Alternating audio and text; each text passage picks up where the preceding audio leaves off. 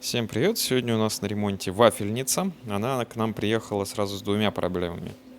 Во-первых, вот эти вот панельки. Вот у нас одна панелька, и у нее есть защелки.